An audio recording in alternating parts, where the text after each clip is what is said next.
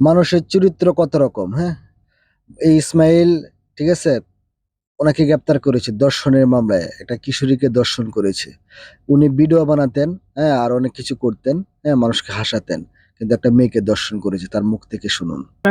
সে আমার লগে অবৈধ সম্পর্ক করে, তারপর বিয়ার কথা যখন আমি প্রস্তাব দিলাম তখন হ্যাঁ বললো কাজের লোকরে আমি গিয়ে বিয়ে করতাম কে। আমার মাইরা দুইরা বাড়ি থেকে পাঠাইয়া দিছে। পরে হঠাৎ করে একদিন শনিবার দিন গিয়া রাত্রে মনে করুন যে আমি কাজ কামে গেছি গা, আইছি আয়া দি মেয়ে কান্দাছে। কান্দার পরে দেখরে আমি কই কিরে কি হয়েছে কান্দস কে?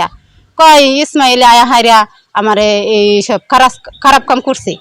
তা খারাপ কাম করছে পরে আমি আশেপাশে লোকেরা মনে করুন যে আমি জানাইছি যে ইসমাইলে এরম আয়া হাইরা আমার মেয়েরে লোকজনরে জানাইছি যে খারাপ কাম করছে। তা আমি জানি হেরা পয়সাওয়ালা মানুষ, আমি গ্রামে বিচার পাইতাম না, এই কারণে আমি থানায় আসছি। দেখছেন, পাপ করলে পাপের একটা শাস্তি আছে, আল্লাহ কখনো ছেড়ে দেয় না, হ্যাঁ? কিন্তু মেয়েটা গরিব বলে তাকে ফাও ফাও চেয়েছিল খাইতো, বুঝছেন, দর্শন করতো। দেখতে দেখা যায় বুলাওয়ালা, হ্যাঁ, ভিতরে শয়তানে ভরা, ঠিক আছে? তো এরকম লোকের শাস্তি হওয়া উচিত। তারা কন্টেন্ট বানায় ভালো কথা, ঠিক আছে, এই মেয়েদেরকে দর্শন করে, হ্যাঁ, কি ধরনের খারাপ। একটা বিচারের আবদার করলো, তখন পাড়ার লোক তারা কিছুই করলো না, বা তাদের টাকা পয়সা বেশি আছে দেখে আমার মৃত্যুর ভয় দেখাইলো। তারপর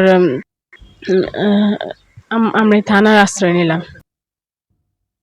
কঠিনত কঠিন শাস্তি দেওয়া উচিত, ঠিক আছে? জেলে গেছে, কঠিনত কঠিন শাস্তি দিবেন, হ্যাঁ, এদেরকে শাস্তি দেওয়া উচিত। হুম।